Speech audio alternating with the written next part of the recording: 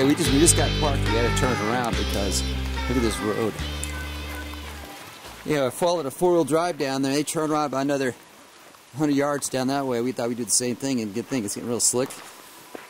And here we are parked. Get ready to walk into the film site. How far do we have to go? About what, half mile? About half mile down. Half mile down the film site. So let's get going. We had steady rains since yesterday afternoon. These were the first really good rains for the season. So down there, talk about the bowling alley, that straight section of the river. Exactly, that straight section that goes just about due north. So would that technically be Scorpion Creek? Be up from there, maybe even exactly. that next cleft you see in the ridge. So you're saying Scorpion is that out can't that be way. Scorpion. So Scorpion's Creek, got to be over here. Well, because if that's the bowling alley, then the creek turns again to the east on the other side of that mountain there. So that can't be the bowling alley. That's a drainage of one of the other creeks. That's not the bowling alley? I don't think it could be.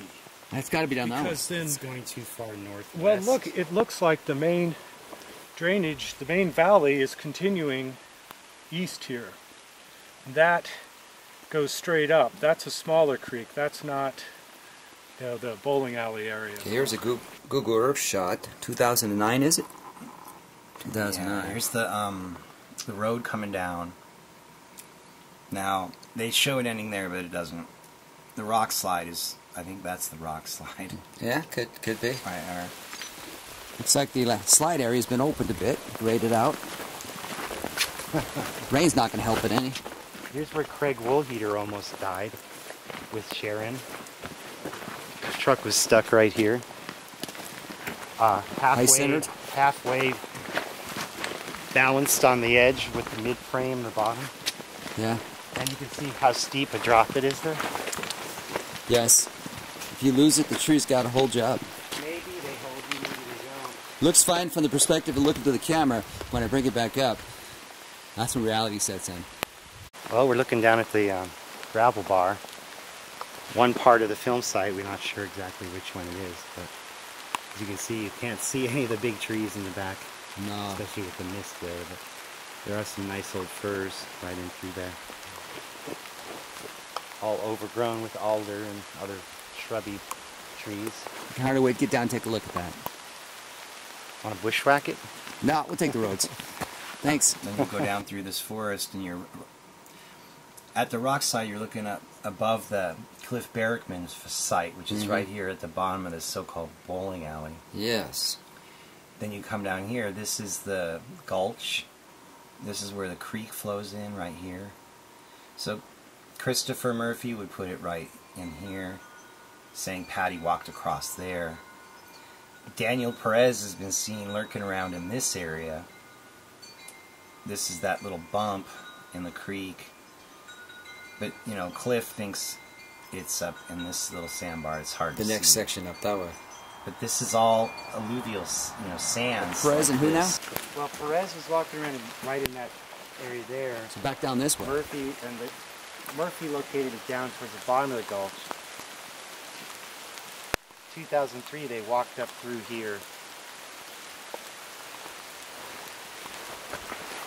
John Green and...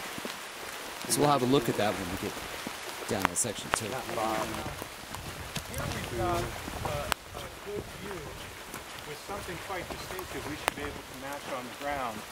There's a long trunk down, and then there's two others we can see from this angle higher up on the bank. And we should be able to find this when we're down there and orient ourselves to the area. So there's that log down there. You can see it right there. Okay, that's a landmark. Area. And on the gravel bar, looking into the sun, just looking up the hillside. So from up this way, we pretty much shot from up here along that ridge down towards this position. This whole area on the opposite bank is the thin stuff, the younger stuff that could have grown up in the past 43 years and could easily give us a large flat enough area for all the measurements from the film. Good deal. All right. You see some nice big firs there in the background. 3 trees, you said? I think that's that big tree that we noted on the edge of the gulch when you come in from the bat boxes. I think that's the one Christopher Murphy thought might be the... So that area looks pretty wide from up here. It is, but there's a massive landslide in there on It the north sits side. up pretty high from the creek So it's like a bed. terrace then. Okay. Yeah, and there's erosion of down in there. It's made this big gulch. But here you have a little road that goes down to where you park. so- We need to investigate right off here on the side. This is the campsites that I've used myself, and many other Bigfooters, and people come down here. This is a place to camp. There's like 2 spots here. So this looks like a road. Yeah, we think this was the old creek side road that came up along the creek all the way to allow for logging salvage after the '64 flood. And you can see it clearly goes through there and enters into where all those alders are. Right. And goes all the way to the end of the gulch where the film site is, which has all been eroded since then. Of course. Patterson and Gimlin probably rode through here and came out down there at that log jam, and there was probably still some plow left over from that logging operation to allow them to get through that log jam area on the right hand side of the creek. So that's where we actually see a cut in the road up at that point there. And then across the bank there's a sandbar in here. It's totally forested over now, but that has another road cut over there. So we're thinking there may have been actually a ford across the creek right there to allow them to access here and get around that big rock plug that you we're were going to see later, noticing yes. last time. Peter Byrne says it's about 350 yards downstream. Okay.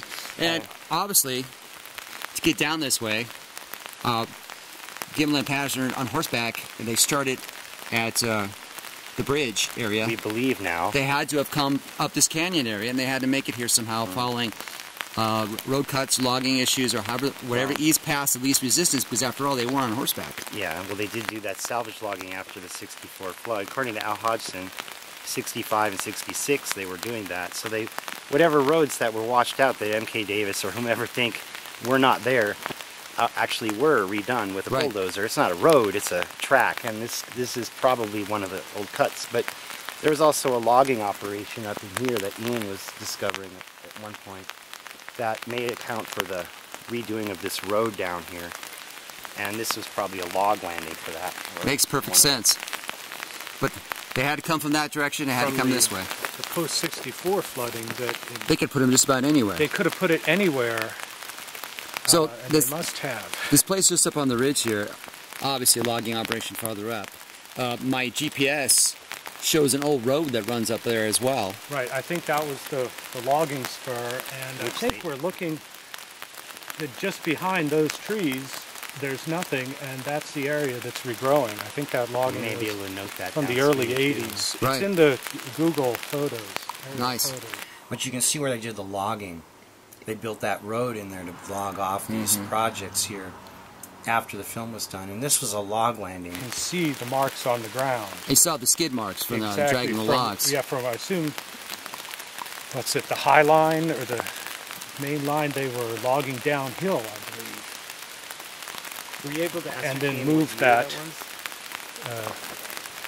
Excuse me? Did you know what year that was, perhaps? It's in my notes that the first year it shows up in the photos, and then in the later ones you can see the area regrowing. Cool. Because there is talk, you know, that there was not a road here, like coming down. Right. It's not on my. that It's not time on my. in Well, '67. part of it. Yeah, That access to the site was through the creek plow. which makes sense because that's the path of least resistance. Yeah.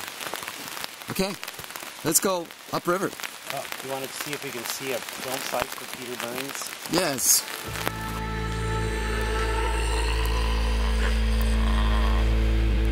Bigfoot lives.